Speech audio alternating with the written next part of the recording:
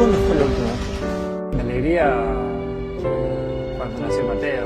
Lionel Messi যেন এক সহজ সরল বাংলার মানুষ। সংসার আর কাজ এর বাইরে দুনিয়া নাই, কারো ভালো মন্দেও নাই, অতটা লম্বাও নন, তেমন আকর্ষণীয় নন। সপ্তাহে সপ্তাহে বান্ধবী চেঞ্জ নাই, ডান্স ক্লাবে আনাগোনা নাই। না হলে আধুনিক ফুটবলের শ্রেষ্ঠ প্রতিভা কেন ছেলেবেলার বান্ধবীকেই বিয়ে করবেন? 3 বাচ্চা নিয়ে নির্বিবাদে সংসার করবে, সেই সংসারে থাকছে আবার বাবা মা। একটা কাপ জিতে মাঠের মধ্যেই ভিডিও কলে বউ বাচ্চার সঙ্গে খুশগল্প শুরু করবে, একেবারে যেন আমাদের বাঙালি পরিবার। লিওনেল আন্দ্রেস মেসি আর্জেন্টিনার রোজারিওতে স্টিল কারখানায় কর্মরত বাবা হোর্হে হোরাসিও মেসি এবং পার্ট টাইম ক্লিনার মা সেলিয়া মারিয়ার ঘরে 1987 সালে 24 জুন জন্মগ্রহণ করেন।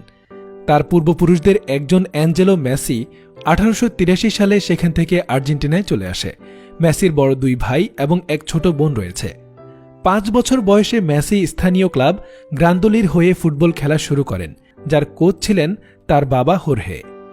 মেসিকে তখন নাম দেয়া হয় দ্য মেশিন অফ 87। তখন ভালো প্লেয়ারদের নামকরণ করা হতো জন্মসাল অনুযায়ী। সবকিছু ভালোই যাচ্ছিল। মেসির ছোটবেলা থেকেই ধ্যান জ্ঞান ছিল ফুটবল, যার ফলে সহজেই স্থানীয়ভাবে পরিচিতি পায় সে। কিন্তু মাত্র 11 বছর বয়সে মেসির গ্রোথ হারমোনের সমস্যা ধরা পড়ে। স্থানীয় ক্লাব রিভার প্লেট মেসির প্রতি তাদের আগ্রহ দেখালেও সে সময় মেসির চিকিৎসার খরচ বহন করা তাদের পক্ষে সম্ভব ছিল না, যার পরিমাণ ছিল প্রতি মাসে $900, যার ফলে মেসির ভবিষ্যৎ অনিশ্চিত হয়ে পড়ে। যখন মেসির ভবিষ্যৎ অনিশ্চিত, ঠিক ওই সময়ে বার্সেলোনার তৎকালীন ক্রীড়া পরিচালক কার্লোস রেক্সচাচ মেসির পাশে এসে দাঁড়ায়, কারণ মেসির প্রতিভা সম্পর্কে জানতে পেরে তিনি মেসির খেলা দেখে মুগ্ধ হয়েছিলেন। যখন মেসি স্পেনে যান এবং একটি ডিনারে মেসিকে বলা হয় যে মেসির সাথে বার্সেলোনার চুক্তি হবে, কিন্তু চুক্তিটা হবে ডিনারের পর, তখন সেই ছোট্ট মেসি ডিনার পর্যন্ত অপেক্ষা করতে পারছিলেন না, বারবার হাঁসফাঁস করছিলেন।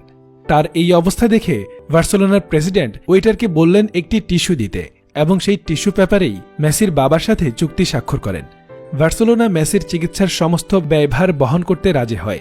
এরপর মেসি এবং তার বাবা বার্সেলোনায় পাড়ি জমান। সেখানে মেসি বার্সেলোনার যুব একাডেমিক লা মাসিয়াতে যোগ দিয়ে নতুন উদ্দীপনায় আবার তার খেলোয়াড়ি জীবন শুরু করেন। এরপর শুধু জয়ের পালা। 2005 সালে 26শে সেপ্টেম্বর মেসিকে স্পেনের নাগরিকত্ব প্রদান করা হয় এবং তিনি লা লিগায় খেলার সুযোগ পেয়ে যান।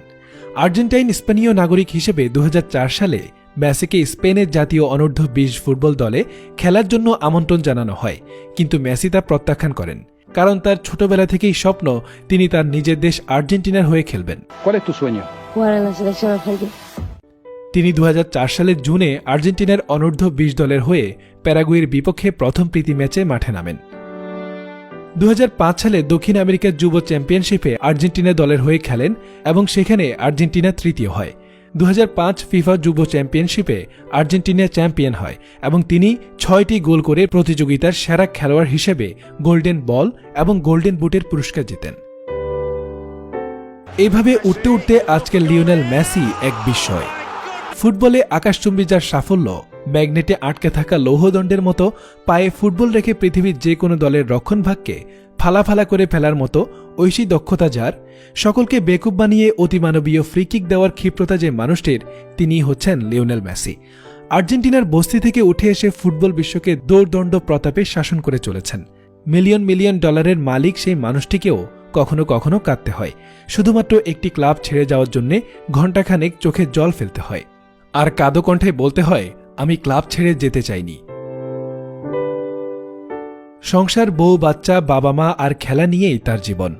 উশৃঙ্খলতা তার ডিকশনারিতে নেই। কখনো কখনো ফুটবল জাদুকর, কখনো অতি মানবীয়, আবার কখনো কখনো মায়াবী বিভ্রমে ভেবেছি ছেলেটি আমাদেরই কেউ। দলমত নির্বিশেষে ফুটবল ভালোবাসলে আপনি মেসিকে ভালোবাসবেন। মেসি সব রকম বিতর্কের বাইরের একজন।